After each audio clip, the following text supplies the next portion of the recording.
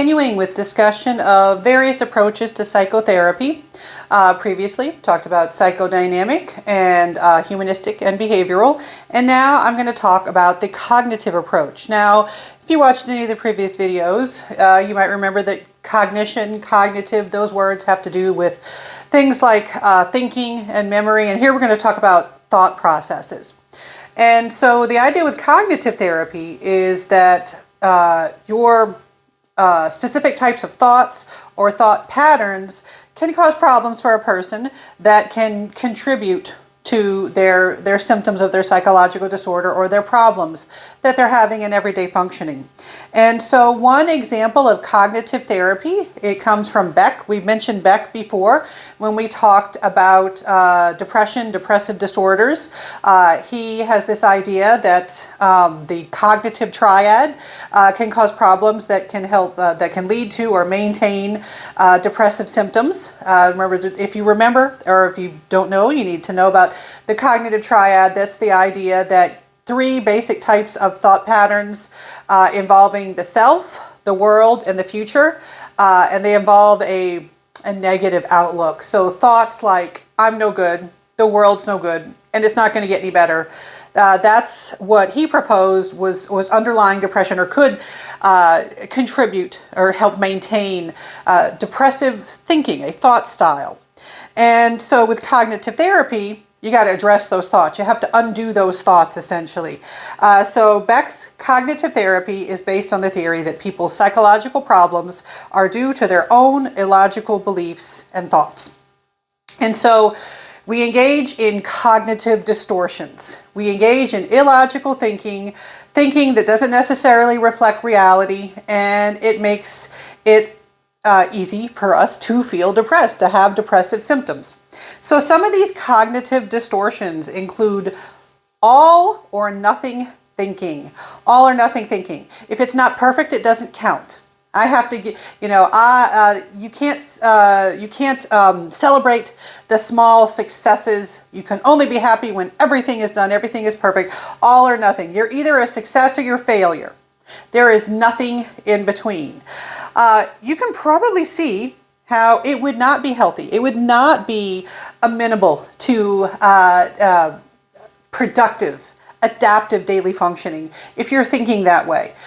So, all or nothing thinking, it'll be like, oh, hey, you got into graduate school. Yeah, but I didn't get into my top choice. Or, hey, you are doing great. Look at you working hard.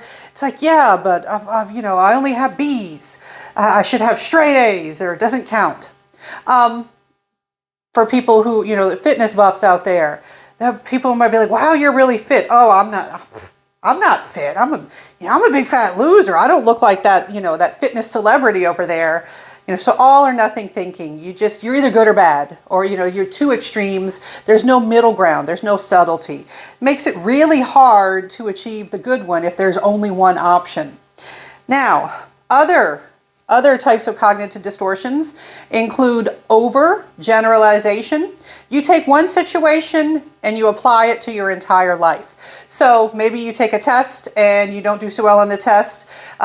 Maybe you get an F on the test and you're like, oh, I am so bad at college. I'm just going to fail all my tests. I might as well drop out now. Not realizing this is one specific situation. It may not even reflect how you were going to perform in that individual class, much less your entire college performance. Or someone may be trying to initiate romantic relations and they get rejected by somebody and they're like, oh, well, I'm just, I'm never going to get a boyfriend or a girlfriend. This is never going to happen. Or they have a bad breakup and they're like, oh, I'm just going to constantly get my heart broken. Taking that one situation and overgeneralizing it to everything. It's always going to be this way. This is always going to be the outcome. I mean, we, as rational beings, we can recognize that as false, but we can still have these thought patterns sometimes, especially if we are kind of, pessimistic and negative and hard on ourselves, which I find some college students are. All right. And so through therapy, you try to engage in cognitive restructuring. All right, cognitive restructuring, you try to introduce some more accurate thought patterns. Try to get the client to recognize that they are engaging in cognitive distortions and hopefully get them to move away from the illogical thinking and adopt healthier thought patterns. So the therapists teach the clients three things. First, they have to identify their automatic thoughts. They have to identify the habit that they've gotten into of thinking that certain way. Typically, they've been doing it for a while. Even if you're a young person, you've been doing this for a while. You've been doing this for a few years where it's become habitual. That's just the natural place your thoughts tend to go to. So recognizing these thought patterns. And two, you evaluate or test the accuracy of those thoughts. So the therapist can challenge you like, okay, is that true that you're no good just because you got a B? Is it true that you're never going to find love just because this one person rejected you? So you can evaluate the accuracy. You can get the person, hopefully, to recognize, oh yeah, I guess maybe that's not true. And three, to replace their negative automatic thoughts with more realistic thoughts. And that takes time, all right? That takes time. It takes practice. Sometimes the clients will have homework.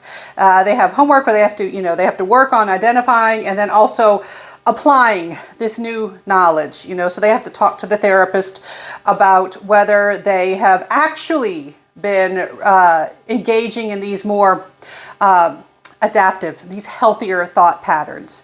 And it doesn't happen instantly.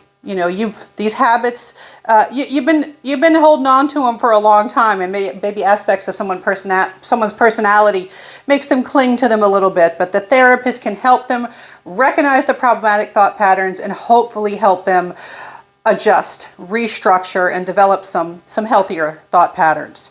All right, now with cognitive therapy, we've talked about cognitive therapy, we've talked about behavioral therapy. Sometimes they come together and we have cognitive behavioral therapy, or CBT. CBT, cognitive behavioral therapy. This is a pretty popular model of therapy, and it acknowledges that thoughts and feelings and actions are all important and all influence each other. So we take what we learn from behaviorism, we take what we learn from cognitive psychology and the cognitive approach to psychotherapy, and we can bring that together to try to address thoughts and behaviors and acknowledging the importance of how those influence our feelings and how our feelings, our emotions, can influence both of those, your thoughts and your actions. So thoughts impact how we act and feel. Feelings impact what we think and do. And behaviors impact how we think and feel. They all influence each other. So with cognitive behavior therapy, it addresses all of it. I do, I'm not a therapist. I'm a researcher type of psychologist, but the therapy type of psychologist that I meet, the clinical and counseling psychologists, a lot of them identify as cognitive behavior therapists, and sometimes they'll just say, I'm a behavior therapist, and then I'll find out, oh, well, technically they would be considered a cognitive behavior therapist. So anytime you're potentially shopping around for a therapist, you can ask those little questions and be like, okay, so do you do strictly behavior therapy, or do you also address cognitions? All of these disorders, all these therapies that I've been talking about, they have been shown to be effective for various specific conditions and disorders. All right, now this is the last psychotherapy that I'm going to discuss, and now I'm going to discuss some treatments that can be applied to psychological problems and psychological disorders, but they're going to be a little different. So the next video I'm going to start with biomedical therapies.